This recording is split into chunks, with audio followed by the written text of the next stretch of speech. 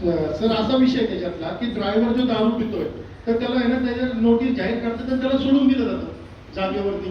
त्याला त्याच टायमिंगला 15-20 दिवस तरी जामीन नाही व्हायला पाहिजे, असं काम व्हायला पाहिजे पोलीस खात्यातून. ते होत नाहीये सर आता. आता आमच्या ड्रायव्हरला त्या दिवशी सोडून दिलं आणि गाडी 10 दिवस ठेवली. ठीक आहे, कुठे गेला ड्रायव्हर त्याला शोधायला त्याचे पळून गेला, आता त्याला घेऊन येतो, त्याचे काय अडचण आहे, त्याच्या घरी जातो, त्याचं घर मी आधार कार्ड घेऊन आलेलो. कुठे घर कुठे कोकले नगरला आहे त्याचं घर. ते ड्रायव्हरला बोलवा ना, ड्रायव्हरला पण बोलवा, परंतु खरा ट्रान्सपोर्टर विरुद्ध ड्राईव्ह सुरू करा. तुम्ही तुमचे ब्रेथ एनालायझर, तुमचे काही जबाबदारी, तुमचे ते ड्रायव्हरचे वरचे नियंत्रण हे असते गरजेचे आहे भाऊ. 100% आहे सर, पण त्याच्यामध्ये तुम्ही त्याला जामीन नाही दिला पाहिजे. आमचं पण म्हणणं आहे सर 15 दिवस तरी. त्यांना काय वाटतं भिंत असते आणि बघा कारवाल्यांचा पाठ वेगळा आहे की ठीक आहे त्यांच्याकडून चूक झाली असेल.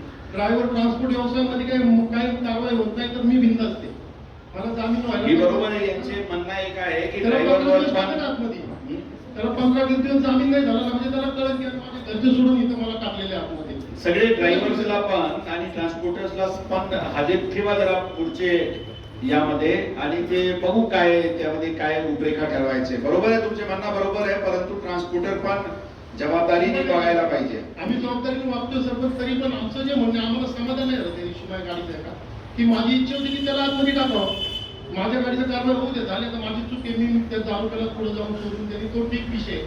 पण त्यांनी दारू जो पिलाय तर त्याच्यावरती कारवाई 15 दिवस तरी जामीन नव्हतं व्हायला पाहिजे त्याला. बरोबर आहे, यांचे म्हणण्यामध्ये तथ्य आहे.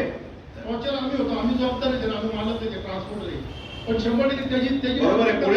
पुढे पण जर तुमचे ड्रायव्हर पकडला गेला तर टॉर्चर होईलच, परंतु त्यांना पण होईल असा विचार करा.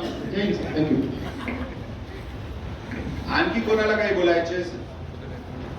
ओके, सगळ्यांच्या धन्यवाद. खरा धन्यवाद तर बोलायची गरज नाही आहे तुम्हाला, कारण तुम्हाला जबरदस्तीनेच बोलवण्यात आलेले आहे. तुम्हाला पुढचे कार्यक्रमात कधीतरी या, इथे चांगल्या कार्यक्रमासाठी या, त्यावेळी चांगला आभार तुमचे मानू आम्ही.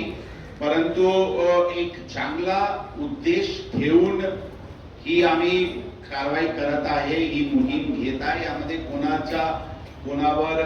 कोणाला त्रास होईल या दृष्टिकोनातून नसून, परंतु अशा प्रकारचे चुका पुढे शहरात होणार नाही अशा प्रकारची मोहीम सुरू करण्यात आली. नमस्कार सर. नमस्कार.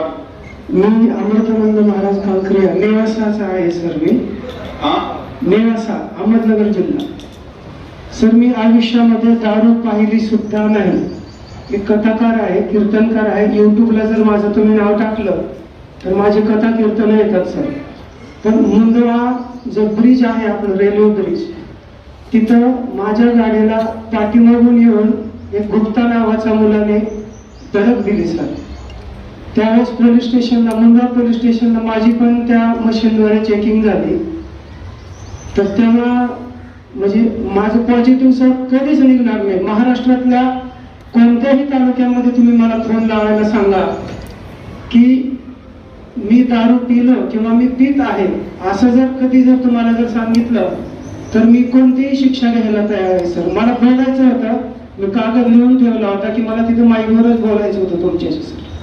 तर तुमचे म्हणणं आहे की तुमचे पॉझिटिव्ह नव्हता, चुकीचे अजिबात नाही सर. माझ्यावर आणि काल मान्य आहे तुमचे म्हणणं, ज्या कॉन्फिडन्सनी तुम्ही बोलते, मला विश्वास आहे की तुम्ही खरा बोलते. हिम्मत जाधव साहेब जरा याचे हे बघा की काही ब्लड सॅम्पल वगैरे झाला होता का? झाला होता सर. आणि उसमें क्या आया? ब्लड सॅम्पल मध्ये काय आलं? मला दिलंच नाही सर ते पोलिसांनी. मी नक्कीच 100% खात्री करतो आणि आपल्याला कळवतो.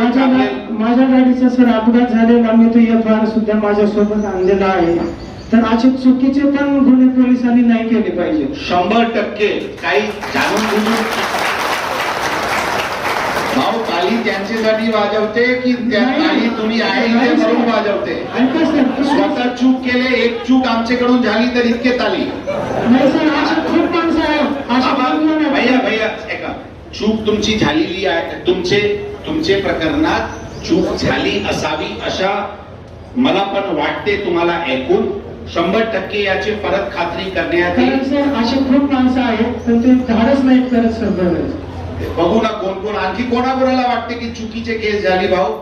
ड्राईव्हचे मागच्या वर्षी अंदाजन 6,000चे वर लोकांना पूर्ण वर्षात पकडण्यात आला होता आणि ड्रंक अँड ड्राईव्हवर पोलीस विभागाचे पूर्ण झिरो टॉलरन्स आहे आणि त्या दृष्टिकोनातून मागचे वर्षी जे लोक पकडले गेले होते त्यांचे एक विशेष ट्रेनिंग सत्र आज घेण्यात आली आणि हे निर्णय घेण्यात आलेले आहे की प्रत्येक सोमवारी जे त्या आठवड्यात अशा प्रकारचे व्हायलेशनमध्ये दिसतील त्यांना बोलून इथे ट्रेनिंग आणि मन परिवर्तन करण्याची ही मोहीम सुरू करण्यात आलेली आहे. उद्देश स्पष्ट आहे की ड्रंक अँड ड्राईव्हवर झिरो टॉलरन्स आहे. ते शहराच्या शिस्तीवर त्याचे विपरीत परिणाम होतो, ॲक्सिडेंटचे प्रमाण त्याच्यामुळे होतो.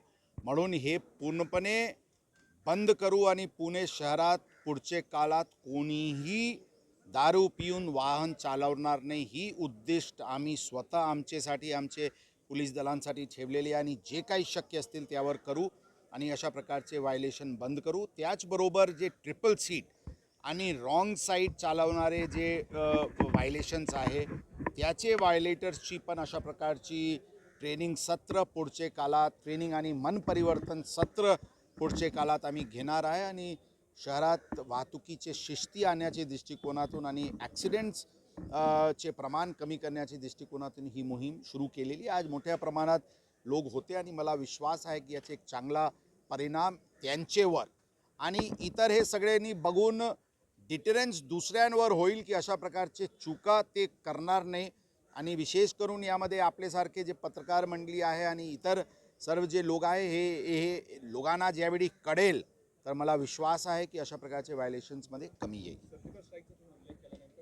सर्जिकल स्ट्राईक सांगायचे उद्देश असा आहे की जसं आम्ही प्रोॲक्टिव्ह भूमिका घेतलेली आहे, लोकांना इथे बोलून त्यांना समजावून सांगणे, त्यांचे ट्रेनिंग सत्र घेणे. आता आम्ही निर्णय घेतलेली आहे की मोटर वाहन कायद्याअंतर्गत जे काही पॉवर आम्हाला आहे त्याचे वापर करून याचे आणि ट्रिपल सीट व्हायलेटर्सची वाहन जप्ती करून त्या लायसन्स कॅन्सल करून अशा प्रकारचे वेगवेगळी कायद्याचे वापर आम्ही कायद्याचे प्रोव्हिजन्सचे वापर आम्ही करणार आहे आणि खरं अर्थाने सर्जिकल स्ट्राईकच आहे. जे काही शक्य आहे ते करणार आम्ही, परंतु पुणे शहराला ही अशा प्रकारचे व्हायलेशन्स हद्दपार होईपर्यंत आम्ही गप्प बसणार नाही.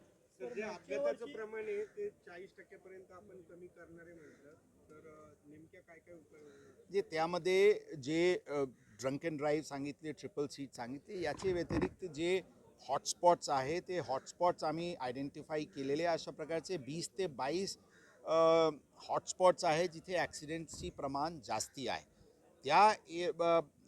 त्या स्पॉट्सला ट्रॅफिक इंजिनिअरिंग सोल्युशन्स काय आहे किंवा एन्फोर्समेंटमध्ये काय वाढ करायची आहे किंवा त्या परिसरात आणखी काय काय उपाययोजना करणे गरजेचे आहे, अशा प्रकारचे ब्लॅक स्पॉट्स मॅनेजमेंटसाठी आम्ही विशेष उपाययोजना केलेली आहे. जे व्हायलेटर्स जास्ती जे आरोपी आहे यामध्ये ट्रान्सपोर्टर्स, हेवी व्हेकल्स असतील, डंपर्स असतील, रेडी मिक्स असतील, अशा प्रकारचे वाहनांकडून उल्लंघन होऊ देणार नाही.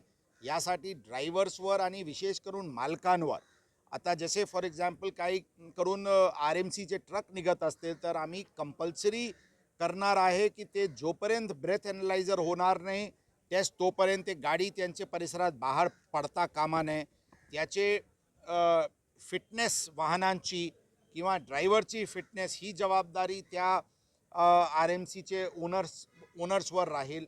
अशा प्रकारची वेगवेगळी जे मॅनेजमेंट आहे हेवी व्हेकल्सवाल्यांची ती पण आम्ही करणार आहे.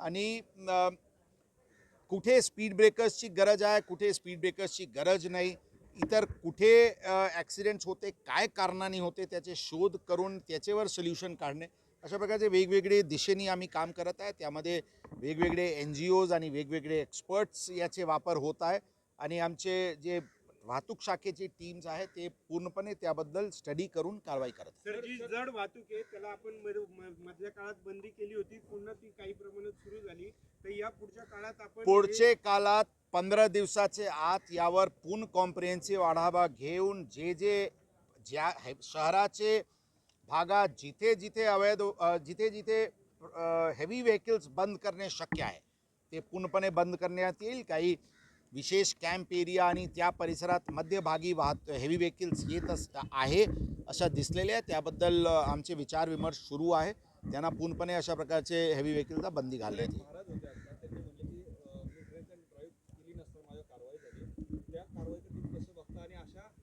नागरिक असतील त्यांना काय आव्हान? ट्रान्सपेरन्सी, पारदर्शकता आणि आमची जी भूमिका आहे ती स्पष्ट आहे. आम्ही पारदर्शक आहो. काही कारवाई करताना काही चूक होण्याची शक्यता नकारता येत नाही. जर चूक झाले असतील त्यावर आम्ही पोलीस दलांचे वतीने त्याचे आम्ही अपॉलॉजेटिक आहे, त्यांना चूक आम्ही मान्य करणार आणि करेक्टिव्ह जे काही स्टेप्स आहेत ते आम्ही घेणार. ही भूमिका आमची स्पष्ट आहे.